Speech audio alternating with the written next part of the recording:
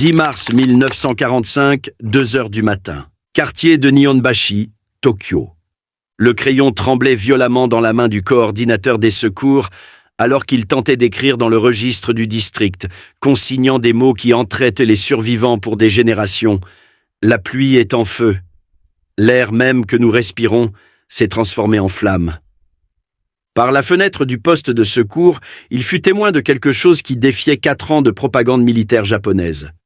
Des braises incandescentes tombèrent des bombardiers américains B-29 comme de la neige, chacune s'épanouissant en des flaques de feu liquide qui s'écoulaient dans les rues, escaladèrent les murs et bondissaient entre les bâtiments avec une persistance surnaturelle.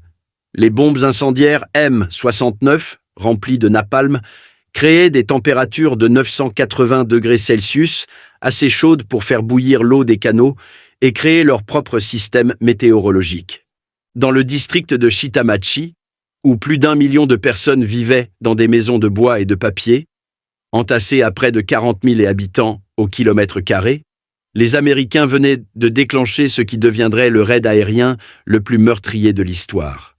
279 Boeing B-29 Super Fortress, sur les 325 ayant décollé, débarrassés de leurs armes défensives pour emporter un chargement maximum de bombes, larguaient 1665 tonnes d'engins incendiaires contenant 500 000 petites bombes M69 sur un rectangle de Tokyo de 5 km sur 7. Le gouvernement japonais avait assuré à toute la population de la capitale que les bombardiers américains ne pourraient jamais les atteindre.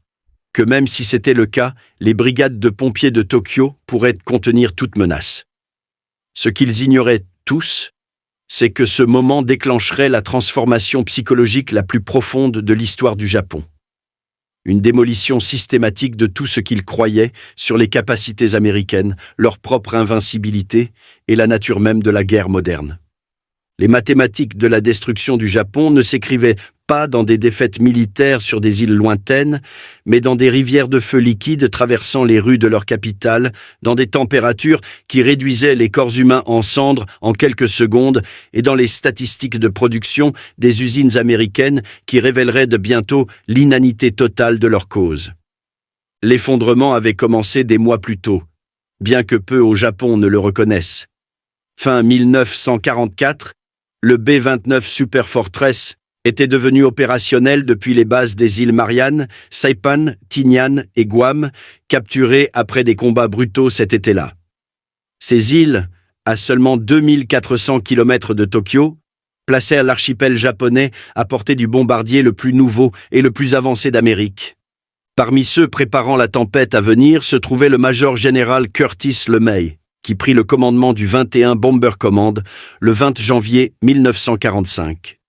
Vétéran de la campagne de bombardement en Europe, LeMay héritait d'une campagne de bombardement de précision qui échouait spectaculairement.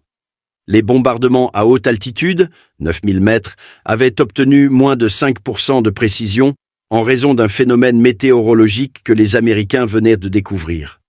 Le jet stream, des vents atteignant 400 km/h, qui dispersèrent les bombes à des kilomètres de leur cible. Les B-29 eux-mêmes, merveilles technologiques coûtant chacune 639 000 $, l'équivalent de 11 millions aujourd'hui, souffraient de pannes moteurs chroniques à haute altitude. Leurs 4 moteurs, Wright Air 3350, les plus puissants moteurs d'avion jamais produits en série, avaient une fâcheuse tendance à prendre feu pendant la longue montée vers l'altitude de bombardement. En janvier 1945, plus de B-29 avaient été perdus à cause de défaillances mécaniques que par l'action ennemie. Mais le premier vrai choc pour les certitudes japonaises vint d'une source inattendue: la chimie américaine. À l'université de Harvard, une équipe dirigée par le docteur Louis Fieser travaillait depuis 1942 sur un problème spécifiquement conçu pour le Japon. Il savait que 90% des bâtiments de Tokyo étaient construits en bois, bambou et papier. Les bombes incendiaires traditionnelles, remplies de magnésium ou de termites, brûlaient intensément, mais brièvement. Ce que Fieser créa était totalement différent. Une essence gélifiée et collante qui adhérerait à toute surface et brûlerait jusqu'à 30 minutes. La formule était d'une simplicité trompeuse, des sels d'aluminium, d'acide naphthénique et palmitique mélangés à de l'essence. Ils l'appelèrent napalm, des premières syllabes de naphthénique et palmitique acide. Quand Pfizer finalisa la formule le 14 février 1942, il avait créé ce qui deviendrait l'une des armes les plus redoutées du XXe siècle. La Standard Oil Development Company, travaillant avec l'Office of Scientific Research and Development, avait en réalité commencé à développer le système de largage M69 en octobre 1941, 2 mois avant Pearl Harbor, suggérant que les planificateurs de guerre américains avaient depuis longtemps anticipé la nécessité de brûler les villes japonaises. La révélation des capacités américaines ne débuta pas au-dessus du Japon, mais dans le désert de l'Utah. À Dugway Proving Ground, l'US Army avait construit des répliques exactes de quartiers japonais, avec des sols en tatami, des portes coulissantes en papier et le bois précis utilisé dans la construction japonaise.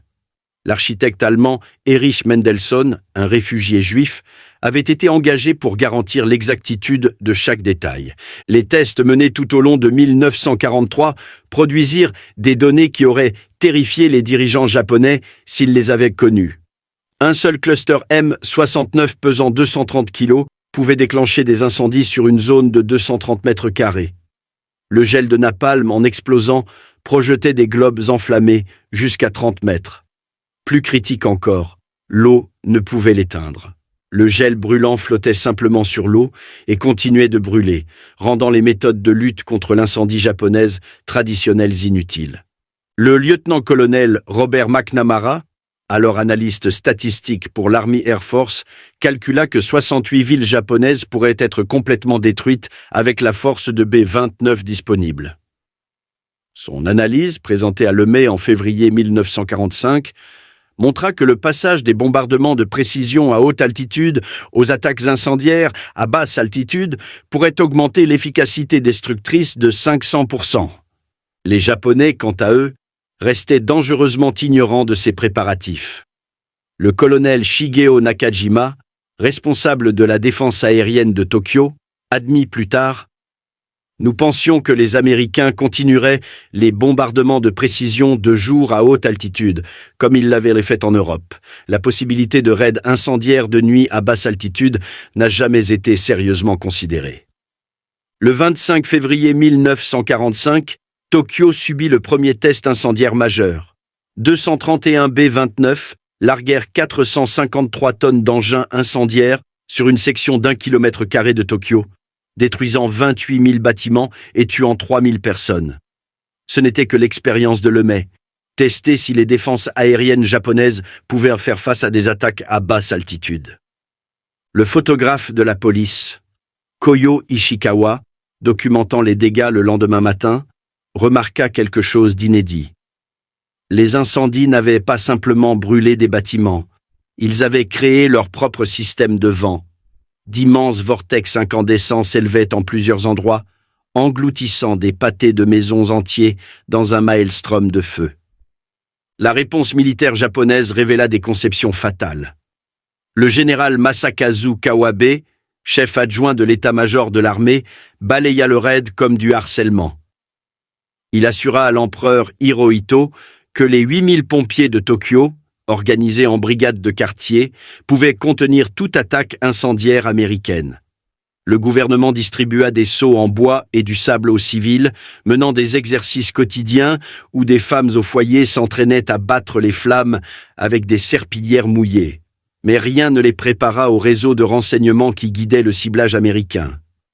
Des Américains d'origine japonaise recrutés dans les camps d'internement traduisaient des documents capturés, identifiant des cibles industrielles dispersées dans des zones résidentielles. Le sergent Ben Kuroki, qui effectua 58 missions de combat, bien que sa famille fût internée, révéla plus tard: nous savions exactement où se trouvait chaque petite usine cachée, chaque atelier dans la maison de quelqu'un.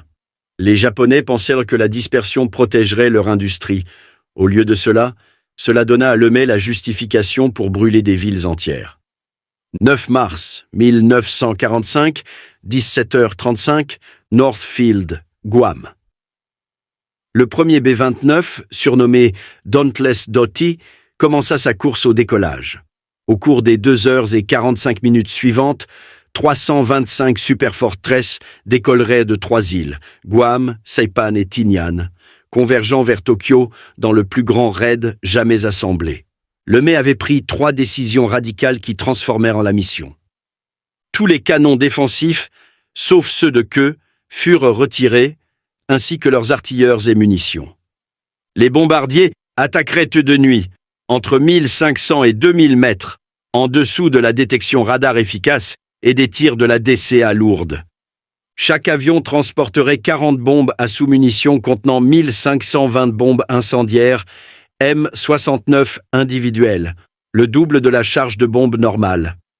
L'avion éclaireur arrivé au-dessus de Tokyo à 0h08 le 10 mars marqua la zone cible avec des bombes au napalm en un gigantesque X enflammé.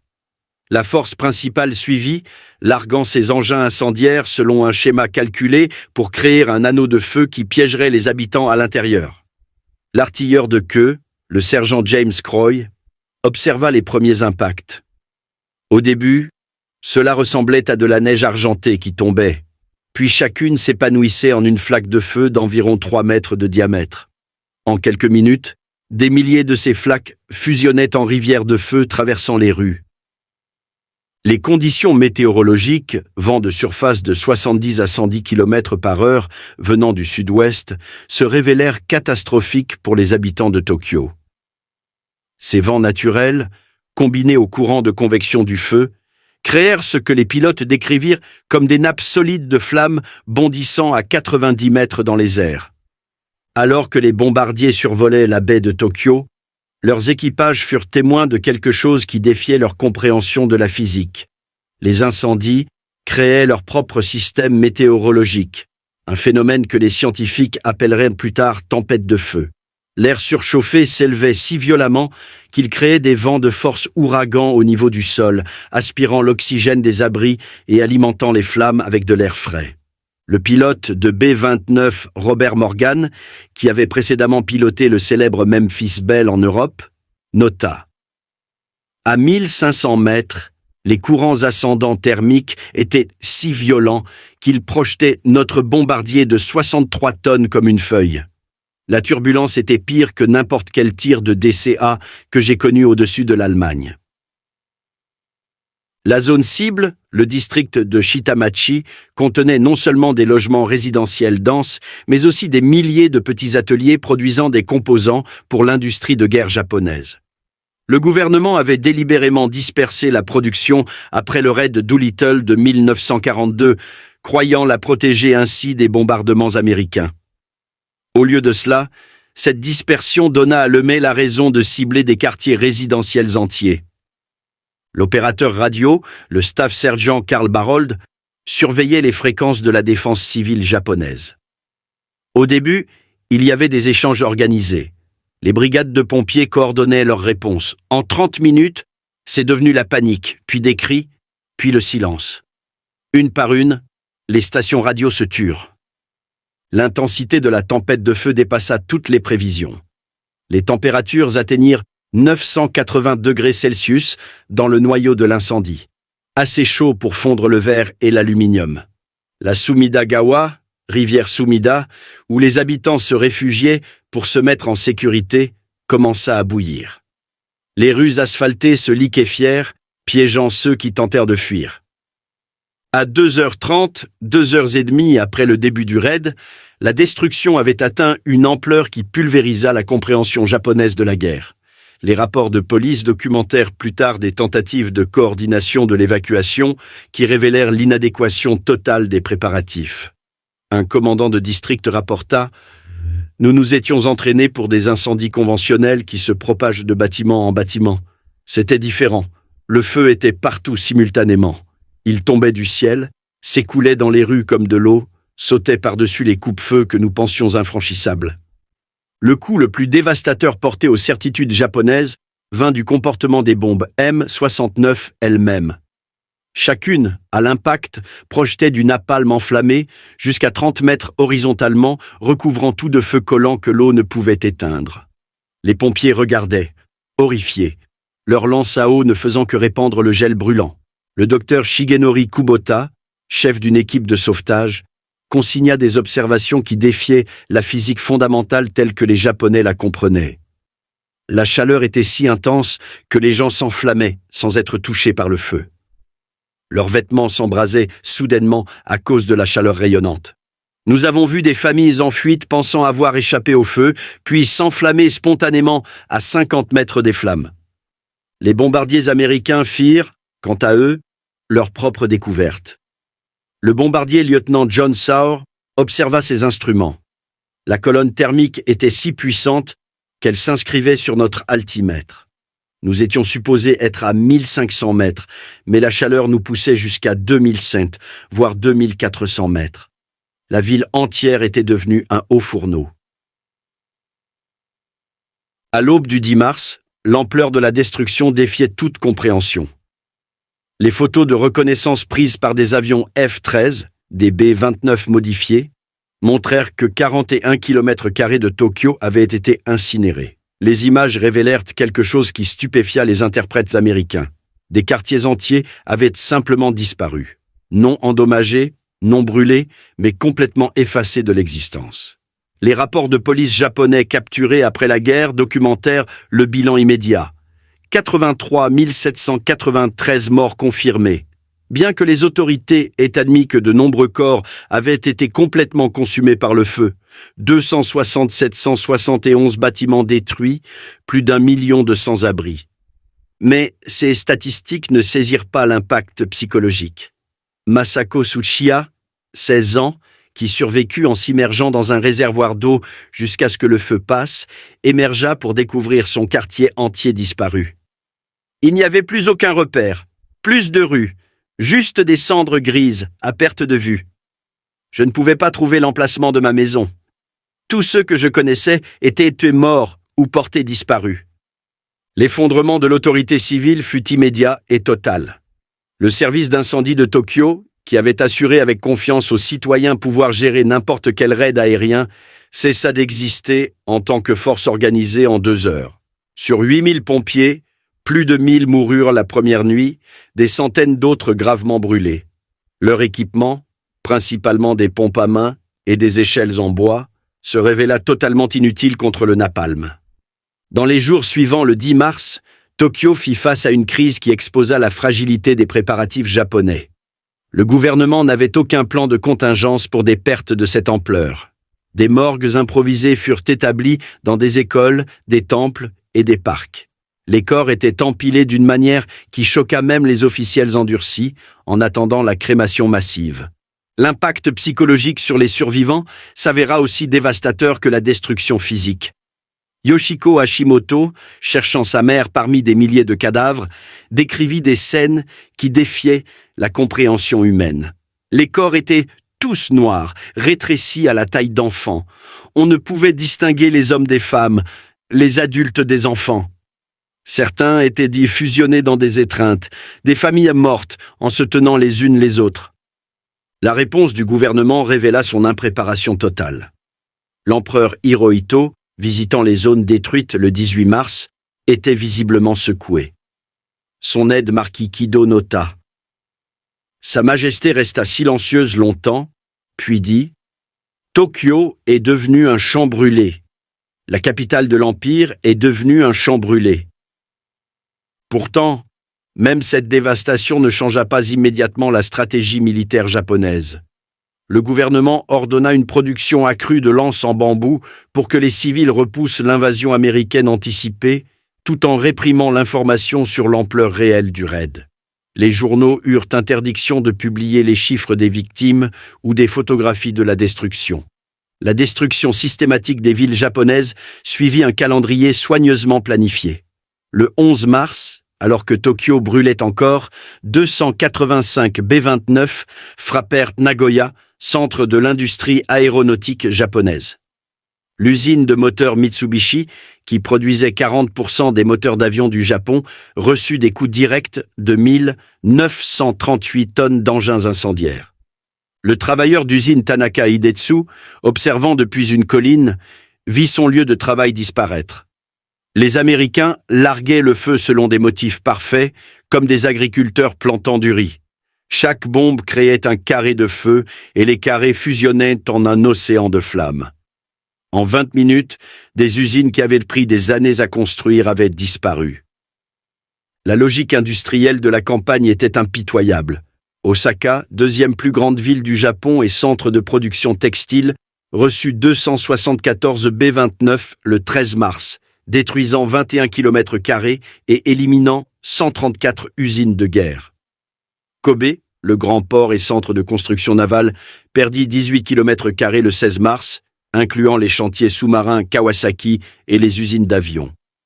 La précision de la sélection des cibles américaines révéla un réseau de renseignements que les Japonais n'avaient pas imaginé. De petits ateliers cachés dans des zones résidentielles, des usines non marquées dans des écoles converties, même des maisons individuelles où des familles assemblaient des composants d'avions, tous furent systématiquement détruits. Des investigations d'après-guerre révélèrent que les renseignements américains, aidés par des registres commerciaux d'avant-guerre et des traducteurs nippo-américains, avaient cartographié toute l'infrastructure industrielle japonaise. En avril 1945, l'impact cumulatif des bombardements incendiaires produisait ce que les psychiatres militaires japonais appelèrent l'effondrement spirituel parmi la population civile.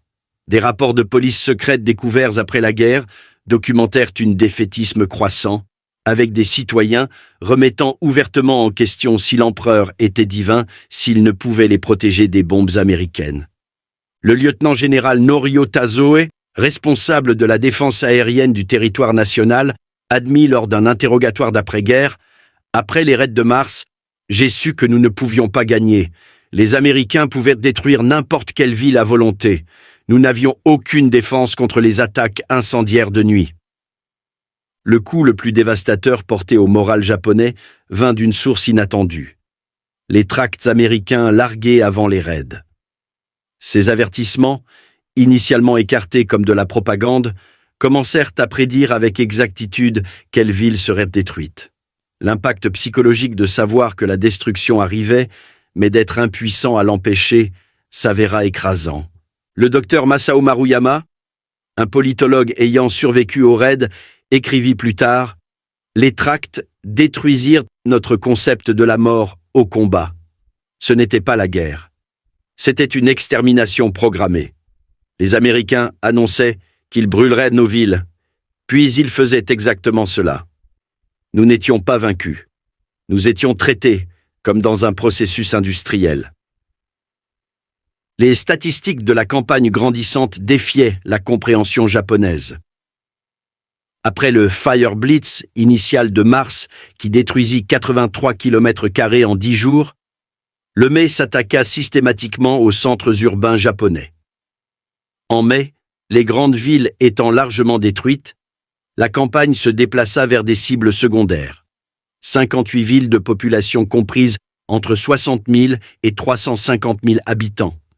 Le 29 mai 517, B-29 frappèrent Yokohama de jour, escortés par 101 chasseurs P-50 et un Mustang opérant depuis l'île d'Iwo Jima, nouvellement capturés.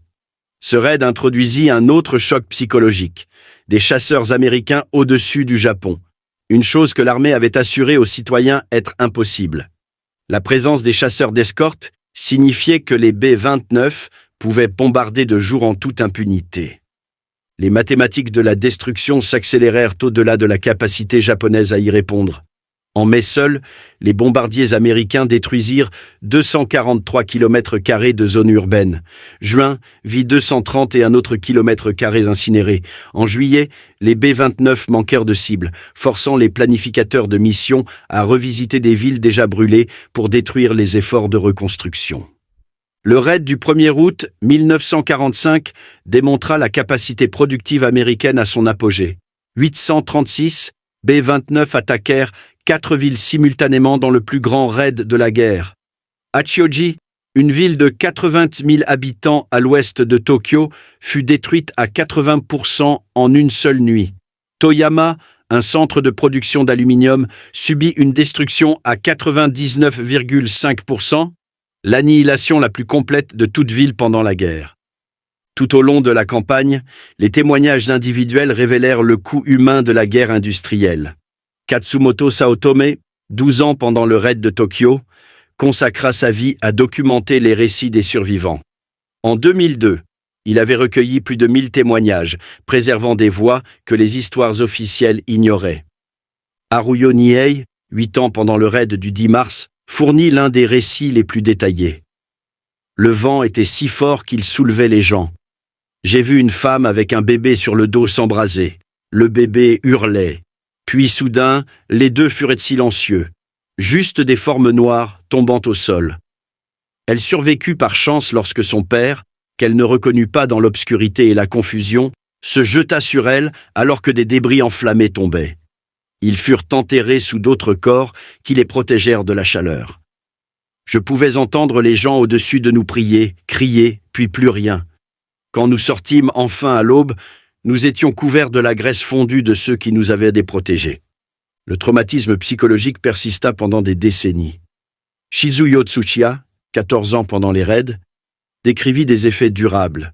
Pendant des années, je ne pouvais pas allumer une allumette sans trembler. L'odeur de la viande grillée me faisait vomir. Les couchers de soleil orange déclenchaient des crises de panique. Nous avons survécu. Mais nous n'avons jamais vraiment quitté cette nuit-là. Les réponses médicales aux bombardements incendiaires révélèrent l'inadéquation des préparatifs japonais. Le docteur Shigenori Kubota, dirigeant une équipe de sauvetage le 10 mars, documenta des blessures au-delà de l'expérience médicale. Nous avons vu des gens dont les poumons avaient été brûlés par l'air surchauffé. Ils étaient morts vivants, mais ne pouvaient pas respirer. D'autres avaient été cuits vivants dans des abris lorsque les températures dépassaient 200 degrés Celsius. Rien dans notre formation ne nous avait préparés à cela. La poignée d'hôpiteurs qui survécurent fut submergée en quelques heures. Les fournitures chirurgicales furent épuisées immédiatement. Les installations de traitement des brûlures conçues pour des dizaines de patients en reçurent des milliers. Le personnel médical prit des décisions de triage brutales, se concentrant sur ceux ayant des blessures survivables, laissant les victimes de brûlures graves mourir. L'infirmière Takahashi Aiko, travaillant à l'hôpital de l'Université impériale de Tokyo, nota « Nous avons manqué de morphine dans la première heure, de bandages dans la deuxième. À l'aube, nous déchirions nos propres uniformes pour faire des pansements. Les cris n'ont jamais cessé. Quand je me suis finalement effondré d'épuisement 2 jours plus tard, je pouvais encore les entendre dans mon sommeil. » La crise sanitaire s'étendit au-delà des pertes immédiates. Les systèmes d'eau détruits et les corps se décomposant dans les ruines, des épidémies menacèrent les survivants. La typhoïde, la dysenterie et les infections respiratoires se propagèrent rapidement dans les centres de réfugiés surpeuplés. Le gouvernement, concentré sur le maintien de la préparation militaire, alloua des ressources minimales aux soins médicaux civils. Derrière la campagne de bombardement se trouvait une opération de renseignement d'une ampleur sans précédent. Le Joint Target Group à Washington avait passé 2 ans à analyser l'infrastructure urbaine japonaise à l'aide de cartes d'assurance d'avant-guerre, de guides touristiques et d'annuaires commerciaux. Ils connaissaient l'emplacement de chaque usine importante, la disposition de chaque grande ville, même les matériaux de construction des différents quartiers. Des linguistes nippo-américains recrutés dans les camps d'internement fournirent des renseignements cruciaux. Le sergent Roy Matsumoto, dont la famille était internée à Jérôme, Arkansas, alors qu'il servait en Birmanie, révéla plus tard « Nous traduisions des documents capturés montrant où les usines s'étaient délocalisées. » Un journal d'un soldat mort pouvait mentionner que sa sœur travaillait dans un atelier caché de pièces d'avion. Chaque information allait dans les dossiers de cible. L'Office of Strategic Services, OSS, avait des agents rapportant depuis des pays neutres, suivant la production industrielle japonaise à travers les manifestes d'expédition et les documents commerciaux. L'homme d'affaires suédois Vidar Bagge, travaillant secrètement pour les renseignements américains, fournit des rapports détaillés sur la production japonaise de pétrole synthétique qui guida la sélection des cibles. Plus remarquable encore, les cryptanalystes américains lisaient les communications militaires japonaises tout au long de la campagne. Ils savaient Quelles villes avaient des défenses aériennes opérationnelles, où étaient stationnés les chasseurs de nuit, même quand les pénuries de carburant clouaient au sol les intercepteurs. Ce renseignement permit à Lemay de diriger les bombardiers autour des défenses et de frapper quand les chasseurs japonais ne pouvaient pas répondre. La météorologie devint une arme aussi dévastatrice que le napalm. Les météorologues américains avaient découvert qu'ils pouvaient prédire les conditions optimales de tempête de feu. Faible humidité, vent fort et ciel dégagé. Ils synchronisèrent les raids pour coïncider avec les conditions météorologiques qui maximiseraient la propagation du feu. Le raid du 10 mars sur Tokyo réussit en partie parce que les météorologues avaient prédit les forts vents du sud-ouest qui alimentèrent la tempête de feu. Le capitaine Robert Nelson, météorologue en chef du 21e Bomber Command, expliqua plus tard « Nous savions que ces vents transformeraient des incendies individuels en une conflagration unique. Nous avons littéralement militarisé la météo. Les autorités japonaises, dépourvues de services météorologiques sophistiqués, ne pouvaient pas prédire quand les conditions favorisaient la formation de tempêtes de feu. Elles maintenaient les mêmes procédures de défense civile, quelle que soit la météo, ne comprenant pas que certaines conditions rendaient la lutte contre l'incendie impossible. Les Américains manipulèrent même les perceptions météorologiques, menant délibérément des raids de nuisance par mauvais temps, forçant les défenseurs japonais à maintenir des alertes pendant les tempêtes. Puis, quand les conditions parfaites de tempête de feu survenaient, les défenses étaient épuisées par les fausses alertes. En juillet 1945, les bombardements incendiaires américains avaient atteint leur objectif stratégique, l'effondrement complet du moral civil et de la capacité industrielle japonaise. Les rapports de la police secrète montrèrent que seulement 32% des civils croyaient que le Japon pouvait obtenir quoi que ce soit ressemblant à une victoire. La production de guerre était tombée à 15% des niveaux de 1944. Plus de 8,5 millions de personnes étaient sans abri, vivant dans des refuges de fortune ou fuyant vers la campagne. Les attaques nucléaires sur Hiroshima et Nagasaki, bien que choquantes par leur nouveauté, tuèrent moins de personnes que la campagne de bombardements incendiaires.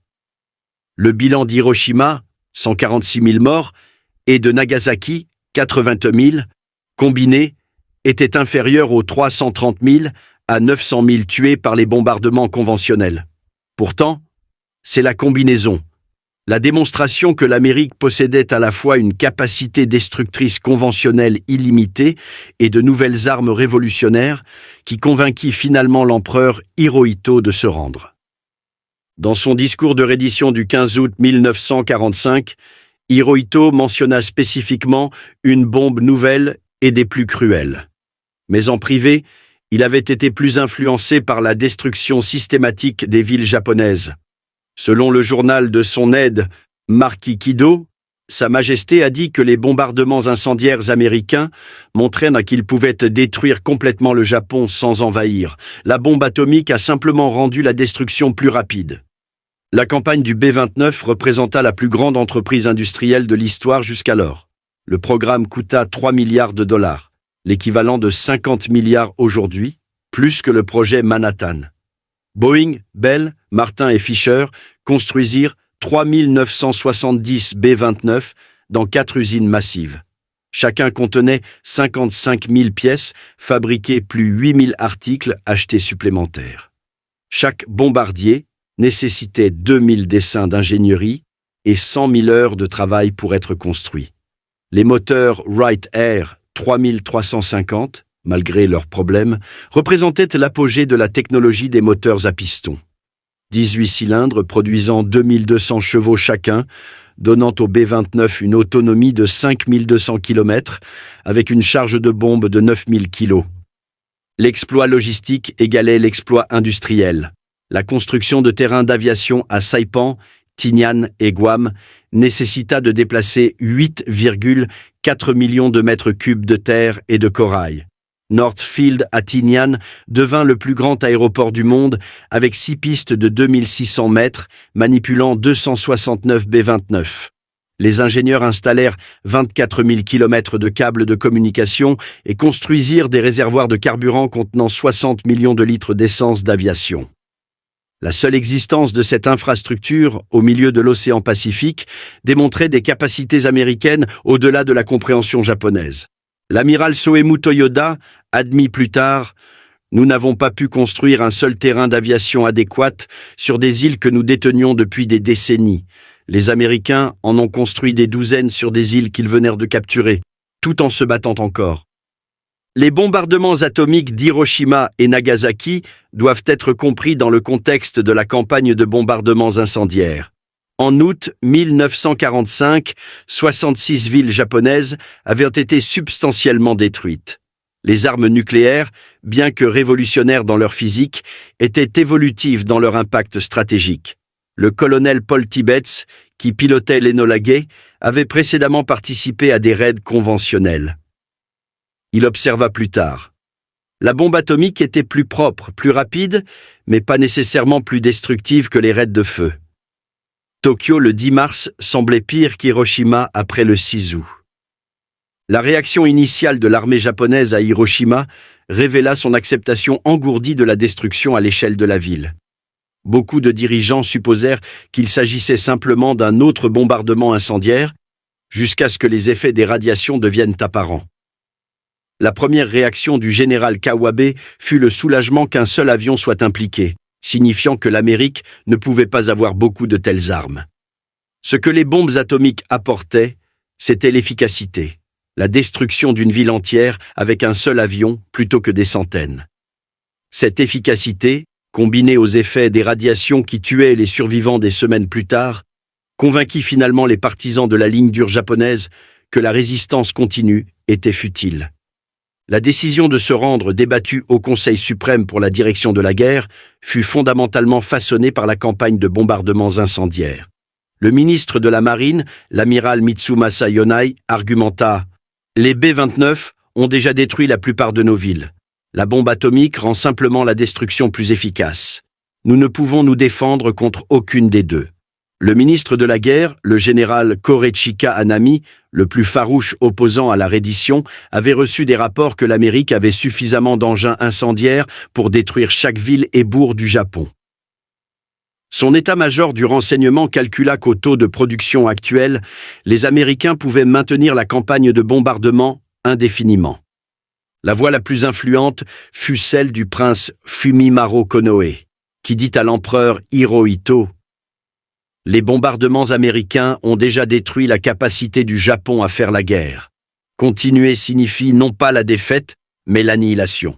Chaque semaine de retard signifie une autre ville effacée. » Le 10 août 1945, pendant la conférence impériale décisive, Hirohito prit sa décision.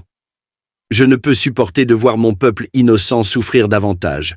Poursuivre la guerre signifie seulement que plus de sang japonais sera versé. » Quand les forces d'occupation américaines entrèrent au Japon en septembre 1945, elles découvrirent l'étendue réelle de la destruction.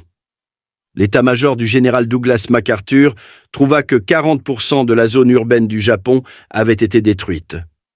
Dans les 66 villes ciblées, 2,5 millions de bâtiments avaient été rasés. La production industrielle était tombée à moins de 10% de sa capacité. Le bilan humain devint plus clair à travers les archives japonaises.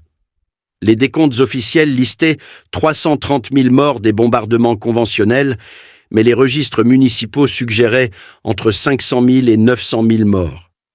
Des millions d'autres souffrirent de blessures permanentes, de brûlures, de dommages respiratoires dus à l'inhalation de fumée, de traumatismes psychologiques qui dureraient toute une vie. Les ingénieurs américains inspectant les dégâts furent choqués par leur propre succès. Le colonel John Montgomery, inspectant Tokyo, écrivit « Il y a des zones de 13 à 16 km² où absolument rien ne subsiste. Pas des décombres, pas des fondations, juste des cendres grises. Cela ressemble à la surface de la Lune. » Le United States Strategic Bombing Survey, mené immédiatement après la reddition, conclut que le Japon se serait rendu d'ici novembre 1945 sans bombes atomiques ni invasion, uniquement sur la base de la campagne de bombardement conventionnelle et du blocus naval. Dans les décennies après la guerre, les survivants des bombardements incendiaires s'organisèrent pour préserver leurs expériences.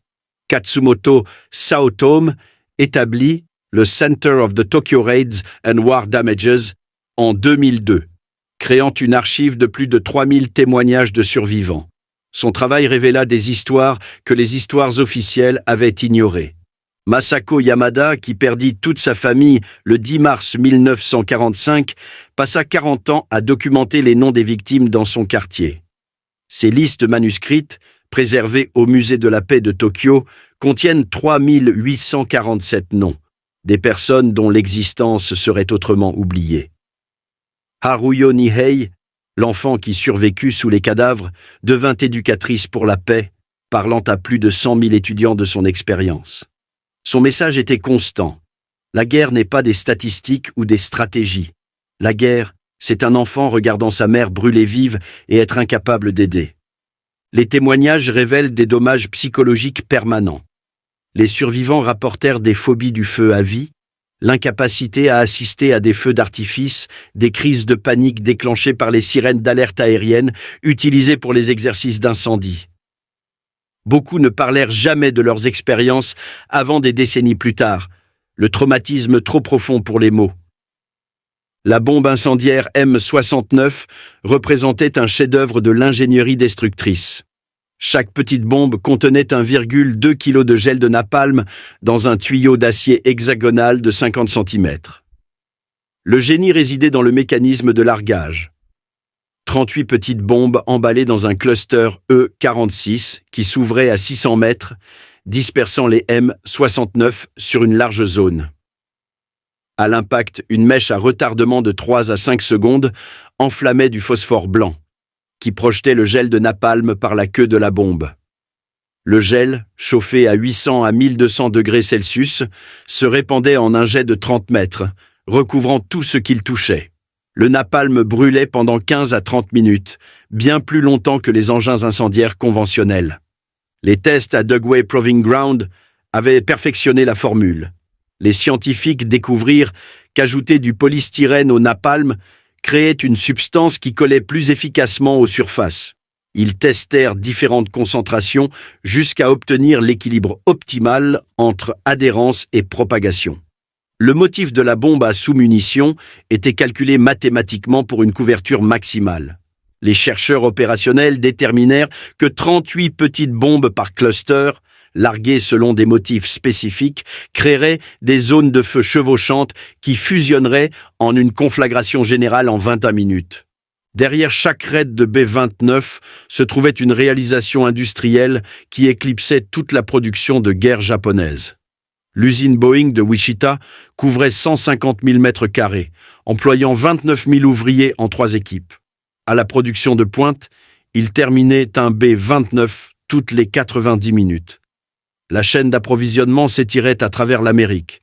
Des moteurs de Wright Aeronautical dans le New Jersey, des hélices de Hamilton Standard dans le Connecticut, des instruments de Sperry Corporation à New York, des tourelles de General Electric. Chaque composant nécessitait sa propre vaste infrastructure de production. L'aluminium seul racontait l'histoire de la puissance industrielle américaine. Chaque B-29 nécessitait 27 000 kilos d'aluminium. L'usine Alcoa dans le Tennessee, alimentée par l'électricité de la Tennessee Valley Authority, TVA, produisait plus d'aluminium en un mois que le Japon n'en gérait en un an. L'électricité nécessaire à la production d'aluminium dépassait la production électrique nationale totale du Japon. Le pipeline de formation égalait l'effort industriel. En 1945, l'Amérique diplômait 1000 membres d'équipage de B-29 chaque mois depuis des bases d'entraînement au Kansas, au Nebraska et au Nouveau-Mexique. Chaque équipage subissait 6 mois de formation, incluant 400 heures de vol avant le déploiement dans le Pacifique. La campagne de bombardements incendiaires révolutionna la doctrine du bombardement stratégique. Les théories précédentes développées par le général italien Giulio Douhet et le général américain Billy Mitchell avaient souligné le bombardement de précision de cibles spécifiques. La campagne de Lemay prouva que la destruction de zones pouvait être plus efficace que la précision, particulièrement contre une industrie dispersée. La campagne valida la théorie de l'économiste John Kenneth Galbraith de la délogement. Détruire les logements des travailleurs était plus efficace que de bombarder les usines. Des travailleurs sans abri, nourriture ou transport ne pouvaient maintenir la production même si les usines survivaient. L'analyse d'après-guerre révéla la brillance stratégique de la campagne. En détruisant les zones urbaines, les bombardements forcèrent le Japon à évacuer 8,5 millions de personnes vers la campagne, créant une crise de réfugiés qui consommait les ressources nécessaires à la production de guerre. Les systèmes de transport s'effondraient sous le poids du déplacement des réfugiés, empêchant les matières premières d'atteindre les usines survivantes. La stratégie psychologique s'avéra tout aussi sophistiquée. En annonçant les cibles à l'avance via des tracts, les Américains créèrent des migrations paniques qui perturbèrent la production plus que les bombardements eux-mêmes. Les travailleurs fuyaient les villes menacées, abandonnant leurs postes des jours avant que les raids n'aient lieu. La décision du général Curtis LeMay de passer du bombardement de précision à haute altitude au bombardement de zone à basse altitude représenta l'une des décisions de commandement les plus importantes de la guerre. Le 7 mars 1945, il prit ce choix unilatéralement, n'en informant même pas son supérieur, le général Henry Arnold, avant le premier raid. LeMay écrivit plus tard: « Je me suis réveillé à 2 heures du matin avec la solution. Enlever les canons, voler bas la nuit, ne transporter que des engins incendiaires. Cela violait tout ce qu'on nous avait appris, mais les mathématiques étaient indéniables. Nous pouvions détruire complètement les villes du Japon, ou nous pouvions échouer en essayant de frapper des cibles spécifiques. » Le fardeau personnel pesa lourdement. LeMay s'attendait à être traduit en cour martiale si le raid échouait. Il briefa personnellement chaque équipage, expliquant qu'il les envoyait sans défense dans la capitale ennemie. « Si cela ne marche pas, renvoyez-moi chez moi enchaîné », dit-il à son état-major. Le succès justifia son jugement, mais LeMay ne glorifia jamais la décision. Dans ses mémoires, il écrivit « Nous savions que nous allions tuer beaucoup de femmes et d'enfants. Mais si la guerre avait continué, des millions de plus seraient morts dans une invasion. » C'était une simple arithmétique, horrible, une arithmétique nécessaire. Les bombardements incendiaires altérèrent fondamentalement la culture et la société japonaise. Le concept de Mujo, impermanence, prit un nouveau sens alors que des villes entières disparaissaient en une nuit. L'architecture traditionnelle évoluée sur des siècles se révéla fatalement vulnérable à la guerre moderne. L'urbanisme d'après-guerre refléta le traumatisme des bombardements incendiaires. Les villes furent reconstruites avec de larges boulevards pouvant servir de coupe-feu. Les codes du bâtiment imposèrent la construction en béton. Des parcs furent conçus comme zones d'évacuation. La disposition du Tokyo moderne, avec ses espaces ouverts apparemment aléatoires, résulte directement de l'expérience des bombardements incendiaires. La langue japonaise elle-même changea. De nouveaux mots entrèrent dans l'usage courant. Napamudan, bombe au napalm, shoidan, bombe incendiaire, igaisha, victime des bombardements. L'expression yakenohara, champ brûlé, devint synonyme de destruction totale. La littérature et le cinéma grappillèrent avec cette expérience pendant des décennies. Le romancier Kobo Abe, qui fut témoin de bombardements en Mandchourie, écrivit des œuvres surréalistes explorant les thèmes de la perte d'identité et de la destruction urbaine. Les films d'après-guerre du réalisateur Akira Kurosawa présentèrent souvent le feu comme une force destructrice reflétant le traumatisme national. La légalité de la campagne de bombardements incendiaires reste débattue parmi les spécialistes du droit international. La Convention de La Haye de 1907 interdisait le bombardement de villes non défendues, mais les villes japonaises contenaient des cibles militaires et des défenses aériennes, les rendant techniquement des cibles légitimes. Le principe de proportionnalité, que les pertes civiles ne doivent pas être excessives par rapport à l'avantage militaire, était mal défini en 1945. Les planificateurs américains soutinrent que la destruction de l'industrie de guerre dispersée justifiait les bombardements de zone. Les critiques affirmèrent que la création délibérée de tempêtes de feu pour maximiser les pertes civiles violait les lois de la guerre. Robert McNamara, qui contribua à planifier la campagne en tant qu'analyste statistique, réfléchit plus tard. Lemay disait que si nous avions perdu la guerre, nous aurions tous été poursuivis comme criminels de guerre. Et je pense qu'il avait raison. Nous nous comportions comme des criminels de guerre. Mais qu'est-ce qui la rend immorale si vous perdez, et pas immorale si vous gagnez? Les procès de Nuremberg et de Tokyo établirent de nouveaux précédents pour les crimes de guerre, mais n'abordèrent pas les bombardements alliés. Les conventions de Genève de 1949 tentèrent de clarifier les protections pour les civils, largement en réponse aux campagnes de bombardement de zones de la Seconde Guerre mondiale. La façon dont les bombardements incendiaires sont commémorés reste contestée entre le Japon et l'Amérique. Au Japon, les raids sont commémorés comme une victimisation, avec des musées de la paix à Tokyo, Osaka et d'autres villes, exposant des artefacts fondus et des témoignages de survivants. Le 10 mars est observé comme le Tokyo Peace Day.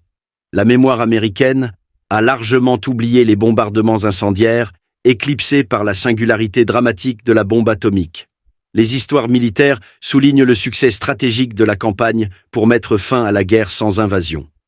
Les questions morales qui tourmentaient McNamara entrent rarement dans le discours public. Des survivants comme Katsumoto Saotome se battirent pour la reconnaissance, argumentant que les victimes des bombardements incendiaires méritaient la même considération que les survivants de la bombe atomique. Le gouvernement japonais résista longtemps, ne voulant pas compliquer son récit de victimes ou fâcher son allié américain. Des récentes études ont tenté une évaluation équilibrée. Downfall de Richard Frank argue que les bombardements sauvèrent des millions de vies en prévenant l'invasion. The Firebombings of Tokyo and Japan de Mark Selden souligne le ciblage délibéré des civils. Le débat continue sans résolution. Les innovations technologiques de la campagne de bombardements incendiaires influencèrent la guerre pour des générations. Le napalm perfectionné pour le Japon devint une arme standard utilisée abondamment en Corée et au Vietnam. Le concept de la bombe à sous-munitions évolua en arme moderne à guidage de précision. Les méthodes de recherche opérationnelle développées pour planifier les raids, analyse statistique, calcul de probabilité, optimisation des systèmes, devinrent une pratique militaire standard. McNamara appliqua plus tard ces mêmes méthodes analytiques en tant que secrétaire à la Défense, avec des résultats controversés au Vietnam. Les prévisions météorologiques pour les opérations militaires avancèrent significativement. Les techniques développées pour prédire les conditions de tempête de feu contribuèrent à la science météorologique moderne. La compréhension du comportement du feu, des modèles de conflagration urbaine et des effets thermiques influença l'urbanisme et les règlements de sécurité incendie dans le monde entier. Le B-29 lui-même, malgré son succès dans la guerre du Pacifique, devint rapidement obsolète à l'ère des jets. Mais la mobilisation industrielle nécessaire pour le produire démontra la capacité américaine à réaliser des exploits technologiques, préparant le terrain pour l'industrie aérospatiale et le programme spatial. Les chiffres définitifs des victimes de la campagne de bombardements incendiaires restent disputés, mais les preuves documentées fournissent des nombres minimaux. Le United States Strategic Bombing Survey compta 330 000 morts et 476 000 blessés par les bombardements conventionnels. Les statistiques du gouvernement japonais suggérèrent 500 000 morts. Certains historiens estiment jusqu'à 900 000 morts, en incluant la mortalité différée due aux brûlures, à l'inhalation de fumée et aux maladies. Au-delà des morts, la campagne créa 8,5 millions de réfugiés, 30% de la population urbaine japonaise, détruisit 2,5 millions de bâtiments et causa des pertes économiques dépassant 25% de la richesse nationale. La production industrielle tomba à 10% de sa capacité. Le coût psychologique s'avéra incommensurable.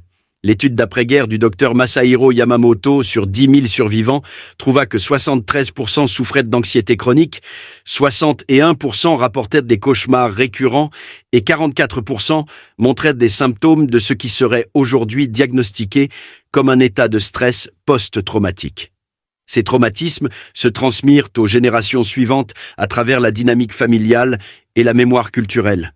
Les conséquences médicales persistèrent pendant des décennies. Les survivants montrèrent des taux élevés de maladies respiratoires dues à l'inhalation de fumée, de douleurs chroniques dues aux blessures par brûlure et d'incidents de cancer accrus, possiblement liés à des expositions toxiques. Le gouvernement japonais ne fournit aucun soin médical complet pour les survivants des bombardements incendiaires, contrairement aux victimes de la bombe atomique qui reçurent des bénéfices médicaux spéciaux. Curtis LeMay ne s'excusa jamais pour les bombardements incendiaires, mais en reconnut le poids moral. Dans son autobiographie, il écrivit « Tout soldat pense quelque chose des aspects moraux de ce qu'il fait, mais toute guerre est immorale, et si vous laissez cela vous déranger, vous n'êtes pas un bon soldier. » Son adjoint, le brigadier général Thomas Power, fut plus réfléchi. « Nous avons tué plus de civils japonais dans les bombardements incendiaires que de morts à Hiroshima et Nagasaki combinés. Nous savions ce que nous faisions. L'idée était de tuer suffisamment de personnes pour que le Japon se rende. Cela a fonctionné, mais à quel coût pour notre humanité ? Les perspectives japonaises évoluèrent au fil des décennies. Initialement, les survivants se concentrèrent sur la victimisation. Plus tard, certains reconnurent que l'agression du Japon avait invité la riposte. Saotome Katsumoto argumenta pour des leçons universelles. Les bombardements incendiaires montrent ce que signifie la guerre moderne, la destruction complète de la société civile. C'est pourquoi nous ne devons jamais avoir une autre guerre. Les aviateurs américains qui participèrent montrèrent des réponses variées. Certains maintinrent que les bombardements étaient nécessaires pour mettre fin à la guerre. D'autres luttèrent avec la culpabilité. L'artilleur de queue Joseph Majewski ne parla jamais de ses missions avant d'être près de la mort. J'ai vu les incendies que nous avons déclenchés. Je savais que des gens mouraient en bas. Des femmes, des enfants. Vous faites ce que vous devez pendant la guerre, mais cela reste avec vous. Les bombardements incendiaires du Japon représentèrent l'aboutissement de la théorie du bombardement stratégique, de la guerre industrielle et de l'innovation technologique. En 9 mois, les forces américaines larguèrent 158 000 tonnes de bombes, détruisant 453 km² de zones urbaines à travers 66 villes. La campagne tua plus de civils japonais que 2 ans de combats au sol dans le Pacifique. L'opération réussit grâce à une planification méticuleuse, une capacité industrielle écrasante et une innovation tactique radicale. La décision de LeMay d'abandonner la doctrine, retirer les armes défensives, voler à basse altitude, doubla l'efficacité des bombardements du jour au lendemain. Le développement du napalm créa une arme parfaitement adaptée aux villes japonaises en bois. Pourtant, le succès vint par le ciblage délibéré des civils. La dispersion de l'industrie japonaise fournit une justification, mais non une justification morale pour brûler des quartiers résidentiels entiers. Les architectes de la campagne savaient qu'ils tuaient des non-combattants en masse et procédèrent malgré tout, calculant que les morts civiles forceraient la reddition. Les témoignages des survivants, Haruyo Nihei tiré de sous les cadavres, Yoshiko Hashimoto trouvant le corps carbonisé de sa mère, Katsumoto Saotome courant à travers des mers de flammes, humanisent des statistiques qui engourdissent la compréhension. Leurs récits préservent la réalité de la guerre industrielle. Non pas une stratégie abstraite, mais des enfants regardant leurs parents brûler vifs. Le Tokyo moderne porte les cicatrices cachées des bombardements incendiaires. Les parcs et les boulevards marquent d'anciennes zones de feu. Des mémoriaux listent les noms de quartiers qui ont complètement disparu. Des survivants âgés sursautent encore aux sirènes, évitent les aliments grillés, craignent les couchers de soleil orange. Le traumatisme s'est ancré dans la culture japonaise, façonnant le pacifisme d'après-guerre et l'alliance avec d'anciens ennemis. Le succès stratégique, forcer la reddition sans invasion, doit être pesé contre les coups moraux. La campagne prouva que les bombardements de zones pouvaient détruire des nations, mais souleva des questions sur les limites dans la guerre. L'admission tardive de McNamara, « Nous nous comportions comme des criminels de guerre », reflète des tensions non résolues entre la nécessité militaire et la moralité humaine. La campagne de bombardements incendiaires reste l'application la plus destructive d'armes conventionnelles contre des villes dans l'histoire. Elle démontra à la fois la puissance industrielle américaine et la descente de la guerre dans le massacre calculé. Les incendies qui consumèrent les villes japonaises brûlèrent les illusions sur la vraie nature de la guerre moderne. Non pas un conflit entre armées, mais la destruction systématique de sociétés entières. En fin de compte, le Japon ne s'attendait jamais à ce que le napalm américain fasse prendre feu à la pluie elle-même, créa des températures qui faisaient bouillir les rivières, des systèmes météorologiques qui généraient des vents cycloniques, des incendies qui consumaient l'oxygène des abris souterrains. Ils se préparaient à une guerre conventionnelle et firent de face à l'effacement complet de leur ville par un ennemi dont la capacité industrielle dépassait la compréhension. L'héritage reste contentieux, les questions morales sans réponse, mais les voix des survivants, préservées à travers des décennies de témoignages, assurent que le coût humain ne sera pas oublié. Comme l'écrivit Saotome Katsumoto avant sa mort, « Je raconte ces histoires non pour la sympathie, mais comme avertissement. Voilà ce que la guerre devient quand la technologie sert la destruction. Puisse l'humanité ne plus jamais déchaîner de tels feux. » Les chiffres racontent une histoire, 330 000 à 900 000 morts, 66 villes détruites, 8,5 millions de sans-abri. Les témoignages en racontent une autre. Des enfants devenant orphelins en secondes, des familles disparaissant dans les flammes, des quartiers entiers effacés de l'existence. Ensemble, ils documentent le moment où la guerre franchit une ligne vers quelque chose de nouveau et de terrible. La capacité de détruire des civilisations entières depuis les airs, réduisant des siècles de culture en cendres en une seule nuit.